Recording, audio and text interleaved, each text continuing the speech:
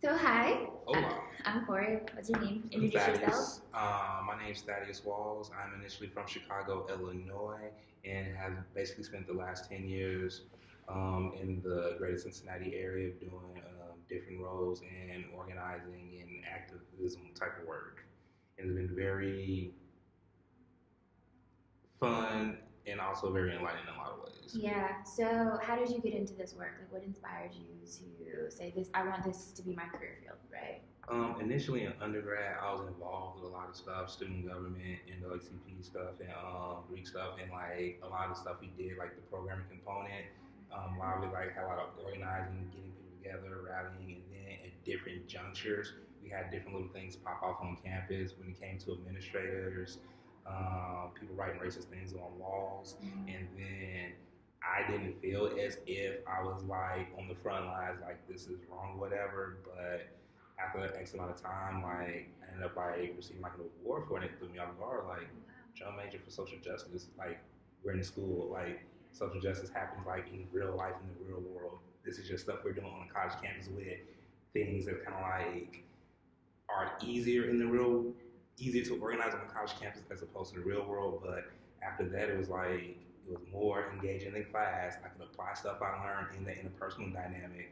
And then after that, it was time for me to graduate. I literally randomly applied for an OFA fellowship in February, and I got a random call out the blue for it sometime in June or July. And to make how small the world is and 6 degrees of separation, and especially in organizing, Kentucky's OFA state director was someone who not only graduated from my school, but also was really cool with like a lot of my same brothers and people from my chapter. So when she interviewed me and brought me into the game because of that already like solidified relationship, I'm not gonna say I was able to bypass a lot of things, but after my interview, it was literally like, all right, do this phone bank, do this canvas, train these people, and it was like Okay. So tell me about your experience on campaigns, like from start to finish. So like I know how you got the job. Talk to me about onboarding. Talk to me about Talk to me about onboarding. Talk to me about the move. The constant transition between states and between different campaigns, and just walk me through A to Z. I want to know onboarding, and then I want to know when that candidate gets elected, when that candidate doesn't get elected. Let me know what's up. honestly, like all of my experiences, no onboarding was really the same. Like my OFA onboarding was like really straight to the point and literally like threw me into the fire. Then when I worked on the school board race for in 2013 for this candidate, she was the first time candidate, and that wasn't even onboarding. Like initially, I had interned at City Hall, and my supervisor at the time was running for city council, and I was supposed to show up for one of his events, but me and his um, campaign manager had miscommunication, and so I didn't end up volunteering for him at a certain event. And then that's when I got the call from somebody to help out with the school board race and telling me how like the opportunity was going to be and whatnot, and it was really fun. And she was really willing to like be coached, but also she demanded and expected like excellence from everyone and even herself. And I naively assumed like this political experience went this way, so everything's gonna be like OFA in this school board race experience. And of course, not all of them all sunshine and rainbows. And then my next one after that, I had did picked up a nonpartisan voter empowerment organizing job, and the only thing we were doing in Northern was essentially registering people to vote and was trying to boost black turnout and people who typically usually don't vote in midterm elections in Kentucky. And they say we increased that by 10%, but I definitely would like to see the numbers on that. And then after that, that's when I started doing more like volunteer stuff, like not necessarily the party, but also like Young Democrats. And going into the 2015 cycle when Matt Bevin got elected, which oddly enough, in my opinion, kind of like set the stage, not necessarily for Trump to become president, but Ooh. Matt Bevin and Trump are similar personalities. So when Jack Conway lost in Kentucky, it's kind of like, is this an omen? But that experience, in my opinion, set like the foundations for like a lot of things, in my opinion, that are happening now. And then after that cycle, had a brief stint doing some work on the county coordinator campaign, and that was the first experience I had in a very more senior capacity and interfacing with a lot of activists, politicians and candidates in Hamilton County, and it was jumping, it was So clicking. it's like on the fly, thrown into the fire. It's the complete snowball effect, right? That it's like meet one, go Yeah. here, meet another, go here, right? And especially with county politics, it's almost like all these people are so eager to do something, and because it's typically the same people and faces, when they see someone new, it's like, oh my god, and this thing, it's like, can you do this? Can you do that? It's like, we just met, but okay. Yeah. No, but actually, okay. So then let's talk about specifically what happens at the end of the campaign, right? So if that candidate, like, we talked about this, right? Because I worked on a campaign too, and my experience was probably not like what your experience was. So, or one of your experiences has been. When your candidate loses, what happens? When Jack Conway lost in 2015, the room, folks were livid. People were upset that this no-name wealthy politician from New Hampshire came in and won the governor's mansion from someone who's from this Kentucky, a policy wonk, the AG at the time, and had all these credentials. It's almost like, how the hell did he lose to him? Like, how did he lose to him? And granted, like, people have all these things about, like, not every candidate's gonna be exciting, but hell, even Republicans thought Matt Bevin were gonna lose. So it was like, this is not a game. Like, really got to come with it, or begin to have conversations about not necessarily what we want our elected to look like, but the reality is we're going to have to reach a whole bunch of people who aren't agreeing with us right now, and why are they not agreeing with us? And granted, okay, it's Kentucky, so it's not too long of a list of why they voted for Matt Bevin. It is what it is, but a lot of shifting demographics, and definitely Kentucky changing over time, and then also with Kentucky being a formerly heavy Democratic like nation, now like basically the last Democrat house, whatever in the house to finally fall. So it's kind of like you need those experiences to lose, not only humble like your organization in your party, but also when you keep telling people like, hey, we can do something different, we gotta do something different, and then you have something like Matt Bevin happen, then it gives you that ball, that minute, like now it's time to start doing something different, because doing it this way didn't work and or help. And so like no one likes losing, but in my opinion, it's a different dimension of losing, because lives will be affected, families will be affected. Hell, I mean, he was trying to get rid of Connect. And the craziest thing about Kentucky was everybody in Kentucky hated Obamacare but loved Connect, but not realizing it's the same damn well. Like, with no ACA, no Obamacare, there's no Connect people. So like the fact that like you have barriers like that, it's like, how do we reach through that when people like things but being told they don't like them even though they do? Hell, and it's even my opinion that Republicans love the ACA, but because it wasn't their idea, it's like, or because it has Obama's name on it. Yeah, obstruct him at every turn, even when he's not in office. So, okay, so let's talk about like for you personally, right? Like, so for someone who this is their career, what happens when your candidate loses? This is your job. I think that comes down to like the type of relationship or access you have with a candidate. I feel like senior staffers take it way harder, but at the same time, it's more their name or like their plans on the line, and so that shared sense of like the candidate lost or I let the candidate down, while also losing can also be a beautiful thing because it allows you to like refocus, re-strategize, and also what can we do different, what can we do better, or what did work so we can salvage it and do something better for the next time. And then as far as it as a career, most careers seem like they're stable and have some sort of functionality, but in my opinion, in this, because we have technology and all these emerging things, the barriers to entry, in my opinion, for doing political work or being engaged are now like coming down. Like, for instance, like in my opinion, if you're running like a local race in Hamilton County, Cincinnati, I'm a firm believer in you really don't need to pay for like no type of voter file management type of thing, because Hamilton County's information is so dope. Like, you really don't need it. It may not be convenient, but because you have that tool available, I feel like you can win a race with it. And technically, that's how we won Eric's race. One of 4 slots with information off that site. So it's like, if people are able to harness information and data in not necessarily the correct way, but in a way that's feasible for them, then I feel like it'll be a great tool. But also, it also allows you to like, it helps you with problem solving, or like, how do I do this? I don't know, but I'm going to figure it out. Right. And that's the crux of organizing. You don't know, you find out, you move on it. So when we're talking about successful campaigns, right, where the candidate wins, what's happening on the ground, or what's happening at your level that contributes to that win? Is it the phone banking? Is it the canvassing? Is it the signage? Right? Is it the promotion? I mean, what's happening that gets that candidate from A to B?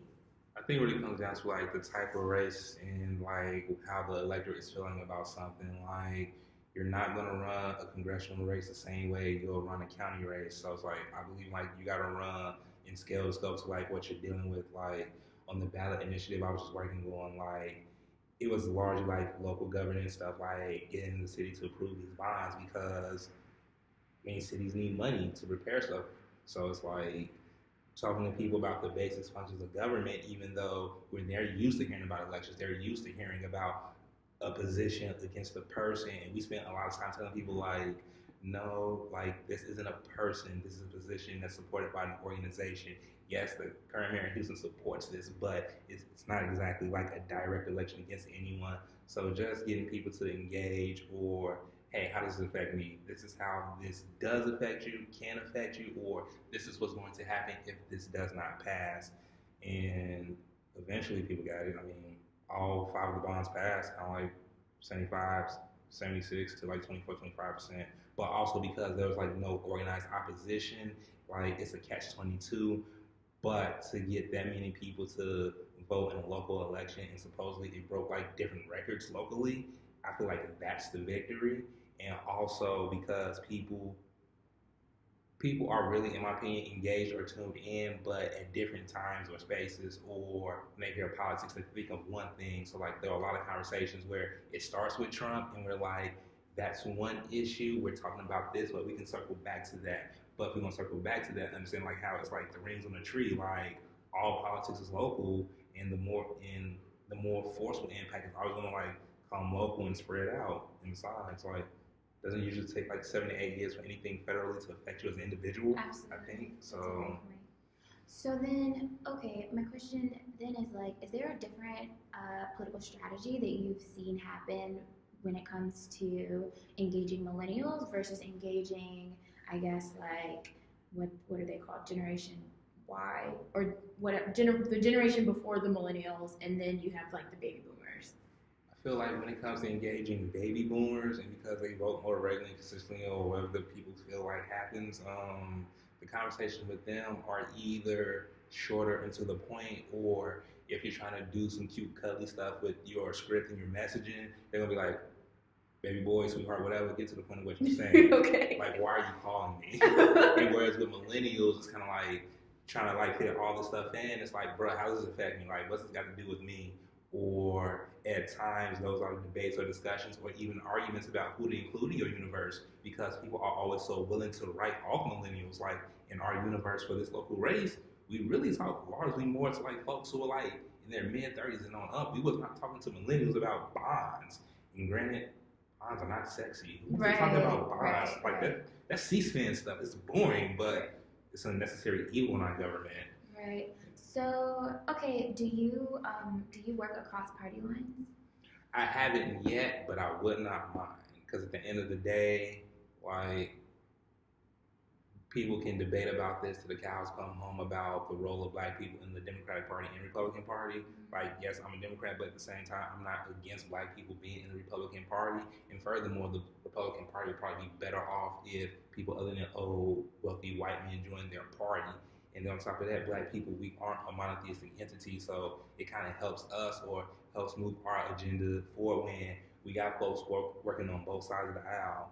Like a lot of Republicans tend to be unable to relate to the things we live through, but when you have a Tim Scott who, granted, okay, yeah, we look alike and may not share a lot of the same policy decisions, but at the end of the day, because we're both black in America, we have a similar shared experience. And I think not so long ago, he was saying on the Senate floor about how, I guess like maybe someone didn't believe was a senator, so it's kind of like, even though wow, talk about that.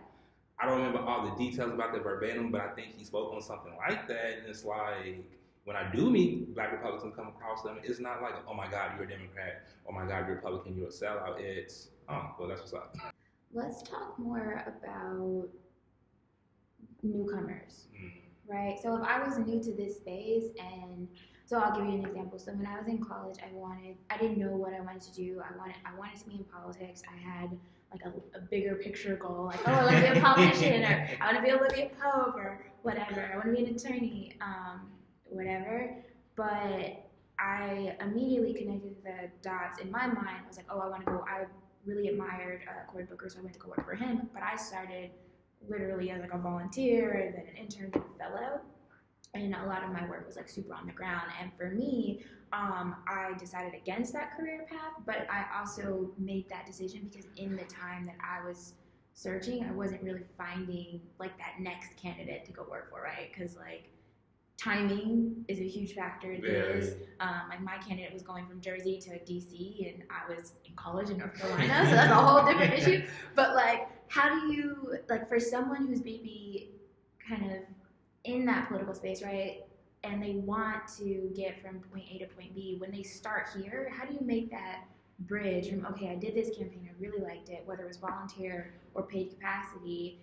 How do I, what do I do? What do I do there so that I can like get to the next campaign, right? Or I can advance in my career, right? Because advancement comes in very interesting phases. Yeah, exactly. So let's talk about that. In my opinion, I feel like that's one of the things about this that's very different, unique, and dynamic, that everyone's progression is going to play out differently. Like, yes, is this a game of relationships? Absolutely. But oftentimes it's like we can make plans in this and it's never not going to go how we thought we wanted. I feel like it's almost like playing craps as professional. Like, okay, I crapped out this time, but next time something may turn out better. And I feel like that kind of adds to like the adventure.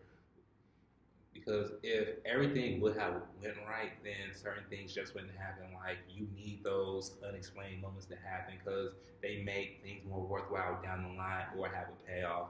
And I know for me, I would generally just have been like going or finding random stuff to see or participate in. Like, after I did my OFA fellowship, that's how I got involved with the local party in Northern Kentucky. And then we're always talking about how to get people engaged. What's the catch-22? Because it's kind of like, y'all didn't reach out to me.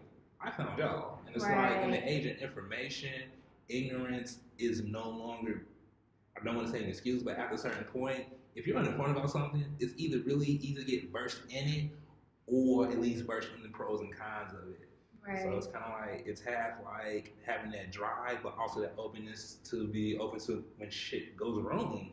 Because that's going to happen. Right. When things go wrong, it sometimes will, and it will go wrong. Something's gonna fall through. I feel like my career has a lot of moments where like I'm doing my part and things are falling through, but that comes with the game. And besides, you'll learn or get more for those tumultuous or losing experiences than those winning experiences. Because for sure. As much as like we all like to win, what I'm about to say is gonna sound borderline blasphemous to certain people, but it has to be said. Like, for instance, like this current dynamic of the orange one or whatever. It's like, oh my God, the country is terrible. But also the reality is, I mean, if Clinton was president, a lot of these same things will still be going on. The only difference is it will be continuation of gridlock in Congress. So it's kind of like we have a lot of independent things moving and affecting things. And I feel like in actuality, I got away from your question. It's okay. It's okay. But okay, so my next question was going to be, what does self-care look like in this work, right? Because I think what people don't get about someone who's on the ground versus someone who's like the immediate campaign staff of a Hillary Clinton or a Donald Trump or even a lower level government agent or a local official is that for people on the ground, that work is tireless, right? It's not just 9 to 5. It's not just Monday through Friday. That it is all day. It is all night, right? It is break, sleep. What is that? Right. What does that look like? Seriously, right? It's bringing clothes to the office with you, right? In the case that you need to pull an all-nighter to get through the next day, right? Like it's this. Like, if you want to be cute, this ain't for you. Right. Seriously, like this is this Monday through Sunday. This is not, this like 6-figure salary. Like we just look fly right now only because of the event. Right. This is not, this is in the streets, got my sneakers on, I'm walking miles every day type work. So how do you keep your sanity in this space, right? Like, how do you practice self-care? Like, in my opinion, you have to be a little bit unapologetic about it, or you have to be cognizant of like, I need time to myself, and if someone wants me to do something, I'm going to say no and or not feel bad about it, or just articulate, let them know like, I need me time. Don't call or talk to me until X Y Z, because it comes to territory. Because kind of like this work is so emotional, it's so cerebral, it's so draining that it will take a lot out of you. Absolutely. And if it's not taking nothing out of you, then either you're not doing Right. it right, or you really don't care about what you're doing. Right. And this is not the kind of job for someone who does not care about what they're doing. Not at all. Like you'll get frustrated some days, like F this, but like overall, you gotta care on some sort of fundamental level. Absolutely. Like this is not for people who are like, hey, I just want to clock in and clock out. Right. It's not for you. So how do you navigate? Okay, right around like the ending phases of a campaign, right? There's always kind of that fear that's like, hey, I've worked my ass off and I really believe my candidate will win. But in the case that they don't, where's my next job? Oh yeah, definitely. That's when the relationship aspect comes in, and then also cultivating relationships from a perspective of being genuine instead of like, what can this person do for me, or whatever the case is. Because I know for me that was definitely a struggle, because I like engaging and building relationships with people. I don't like transactional type of conversations and situations, and you will have a lot of those. Some people are better at that than others. It's like, yeah, you have to sell yourself, but also you gotta have like that emotional intelligence, or kind of know who you're dealing with. Absolutely. Or even when you can't stand somebody, when you know they about their life or they're good at what they do, and even have those relationships with people you really don't like or can't stand. Absolutely. So then, speaking of like maintaining your relationships and just keeping them honestly there, right, as you move from campaign to campaign, because sometimes it's not always the relationships on the campaign that you're currently working on that get you to that next place, right? It's kind of reaching back or just reaching out over. So how do you maintain those relationships? I think I'm saying this in the context of this work is not, I get off at 5, I can like go home and take a nap, I can like meet you for dinner, right? I can get a coffee with you. Do you know what I'm saying? Like, right. This is not the kind of work where if I was in another space, we could go to happy hour, you know? This is not that life. So how do you maintain the relationships in the context of this work? Just being, in my opinion, transparent, or just telling people like, I need help with this, or are you willing to help me with X, Y, and Z, or recommend me for something? Like in my last one-on-one for the last campaign, talked to the field director, I said straight up, like, I put you down as a reference. And he also on his own was like, if there's anything I can do to help you, let me know. And as long as I've been doing this, I haven't had too many type of those responses, or people who are just that willing without them having some sort of tie with me already. When I have those conversations, it's usually with people because they either already know me or know some of the people I know. So the fact that like to have someone like I didn't know basically until this year say that to me, I feel like speaks volumes. But also you just have to have like that willingness to be vulnerable, open, and then also willing to just be like what I don't know. Because so many times, in my opinion, people run around in this flexing like they know something and don't have the humility to be like, I don't know. Can you show me, tell me, or teach me? Like, no one knows everything, but people run around like you would have thought they like the Barack Obama themselves or something. Absolutely. And then that goes to my next question, which is kind of what does career development look like in this space? Like, I know in a more corporate sense, it's kind of like, oh, I can go to conferences, I can kind of like maybe do training sessions, or something like that. What is, when you get to a certain space, like where you decided this is my career, right?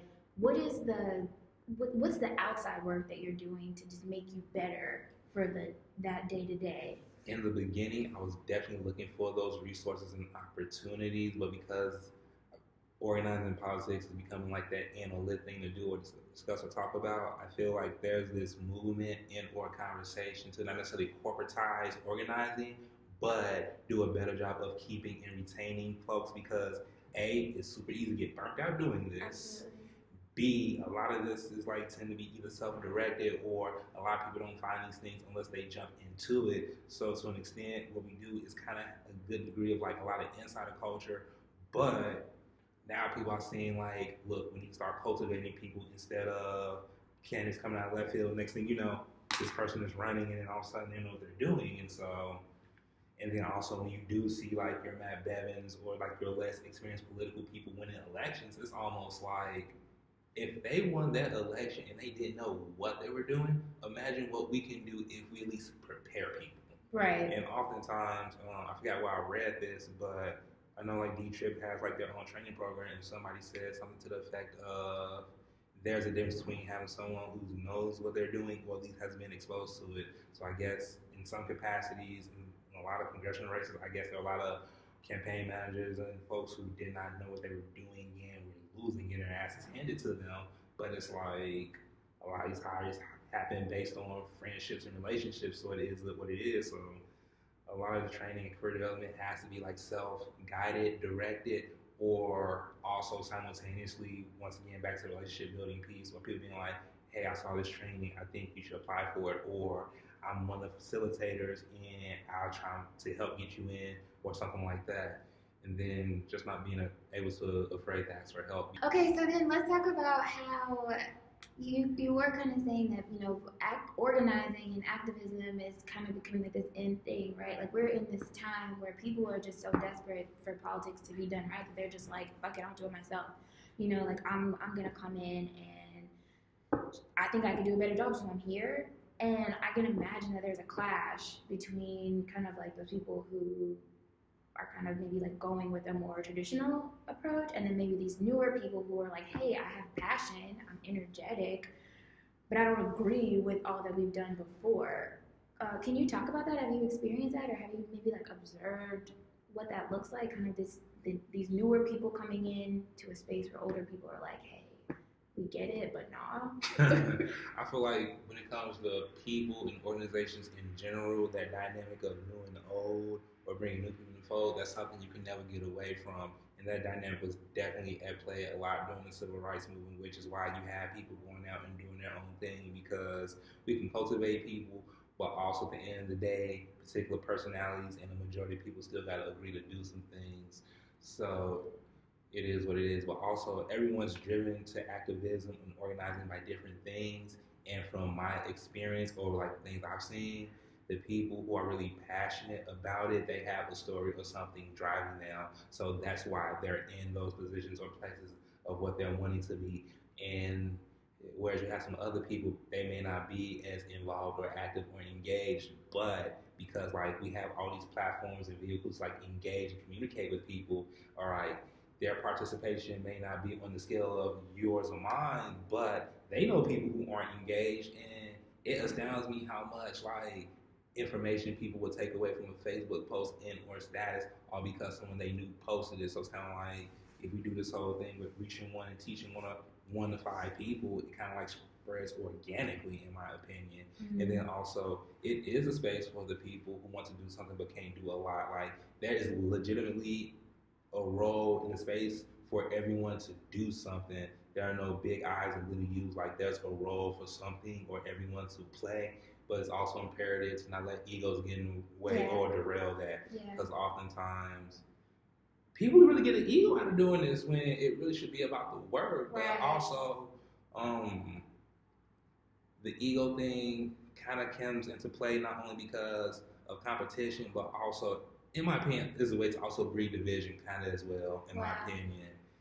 Because like too many times people be like, oh, we're doing better than such and such, and it's like, it really shouldn't be viewed as a competition. We're talking about liberation, we're talking about livelihoods. That's nothing to compete or bang on, or what can we work, what can we agree. What we do not agree, it is what it is, but whatever we can agree on, let's work on. And but also like we're also moving toward like a more narcissistic culture. Like I mean, folks selfie games be on swole. Right. So it's like it's an ebb and flow, give and take, and an update of what we're doing. And besides, we're building on all the stuff people did before us. So sometimes it gets kind of hard to find something new when it's kind of like someone's either did it or at least thought about it. Right. But we can agree that there's probably a lot more unity than disunity, right? There's probably more unity than people are willing to admit, but personalities are what they are, or some people are just too driven on getting credit, and it's like it's not about who gets credit. If you're doing this for credit, no, like this is not what this work is, right? Okay, so what do you when we're talking about credit, I know that there's a difference between wanting like external recognition, which is probably never going to come because the people on the ground are just completely ignored.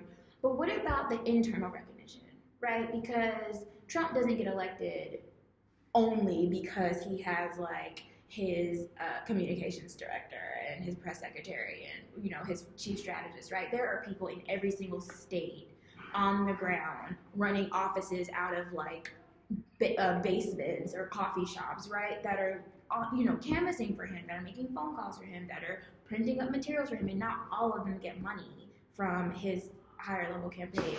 And that's the truth. Very. That's the truth. So what does the internal recognition look like from top to bottom? I think it comes to you have to understand or know the people you're dealing with and the things that they will and won't respond to. And then also, I don't believe in giving people trophies for participation, but you do need to acknowledge people's work so that way it keeps them engaged, because not only in this type of work is it like emotional and draining, but also you're really gonna build relationships with people. And it's like if you're part of a group and you're always contributing, but like your ideas are overlooked or other people pick them up from them, like Right. that's draining. Like no one likes that at work, in their organizations, or even so it's kind of like you have to acknowledge people and let them like you are valued, you are special. Without this, we can't. Without you, we can't do this. So do you think that there could be a better structure to like really do that, or have you felt appreciated by internal participants of your campaign, internal higher ups on the campaigns that you've worked on?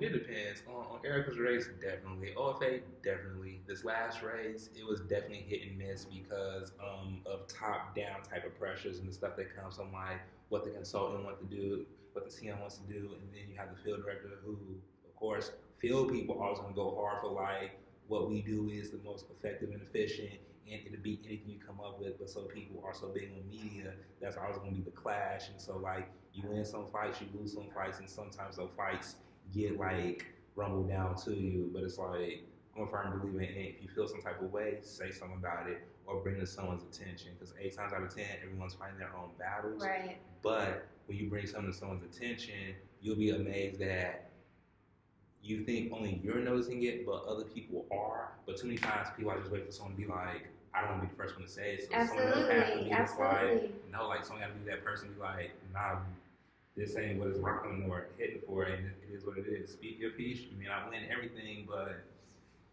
sometimes you gotta go to the message, or just even point out how like, oh hey, I noticed that when X, Y, and Z did this, there was an acknowledgement, but when someone did such and such, it didn't happen.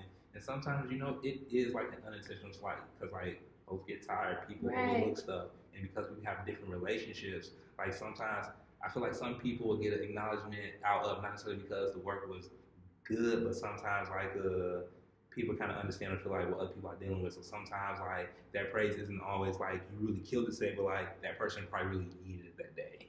So it's kind of like as a manager or whoever, picking and choosing the battles with the people above you, below you, and lateral to you. Okay. So let's talk about resources. Oh God. For people in this space. So like one thing that comes to mind that I can think about is, you don't make a lot of money on depending on what level you come in at, you may or may not make sufficient income, right? And unless you're working in finance, looking for finesse. Right. And so just from a budgeting perspective, right? Like, and this is also the type of work where if funding falls through at some space higher than you could get delayed on your checks, right? And that is real. That happens so much. Like, right. It does. No, it does. So let's briefly talk about just resources that are just available to people in this work when it does come to budgeting, or it does come to, I don't even know, housing sometimes, right? Because like I know for me, when I was telling you, when I worked for my campaign, I didn't have housing in Jersey. I was staying with someone else who worked on the campaign. I was staying in their spare room, right? And I was hopping every 3 weeks because I was like, well, I don't want to overstay my welcome. So like, is there any just maybe 3 resources that come to mind for people in this work, or is it just networking? If I have to make a formula, part of it is networking, and then also being unafraid to ask questions. And in my opinion, when it comes to, there's no such thing as a stupid question, because a lot of times people don't even have the answer. Prime example, I interviewed for a role with Hillary's organization in Virginia, and that was one of the first questions I asked about supportive housing. This man act like I asked him for a nuclear security code. But it's like at this time I'm living in Northern Kentucky. I'm interviewing for a job in Virginia. Bam, I don't have the bread, the Douglas to just pick up, leave my current apartment, move to Virginia, find a place there, and keep my lease. Like, bro, that is stupid. That is insane. That is crazy. Exactly. And that's one of the things, like, that's common sense and political common sense. Right. And sometimes political common sense makes no sense at all. I'm just on the phone like, so if you don't know nothing about this, like supportive housing, then why are we interviewing? Right, exactly. Like, what are we really doing here? Right. Okay. And also, when it comes to resources, this is why I'm also a firm believer in looking at finance reports, because people love to claim poverty about something. We don't have the money for this. We don't have the money for that. If anyone in the United States of America is always like, there's not money for something, no, there is money for it. It just matters what hasn't been allocated toward. Absolutely. There's a difference between having it versus allocating it. And a lot of times people are like, oh, we don't have it. No, that money was already unmarked or accounted for. Yep. Or sometimes having those conversations or debates about, prime example, last campaign, because of the hurricane, they wanted to cut our campaign and just do a media campaign. Would the bond still have passed? Probably, but not by the margins we won by though. So it's like, if you want to budget something, either A, make a very compelling case for the efficiency of it, but also you have to be realistic with yourself in terms of like what you are trying to do. And it's like, depending on who you ask, like every race has like X amount of dollars you got to raise to do X, Y, and Z, because you gotta pay for like your voter file access. You gotta pay for like campaign materials. So it's kind of like, if you're not good with budgeting money, you better learn how at some point, or at least willing to go to the mat for the things that you believe will help you win, or can make a compelling enough case for it. Right. And because field is a very, either people love field, people hate field, or don't appreciate field.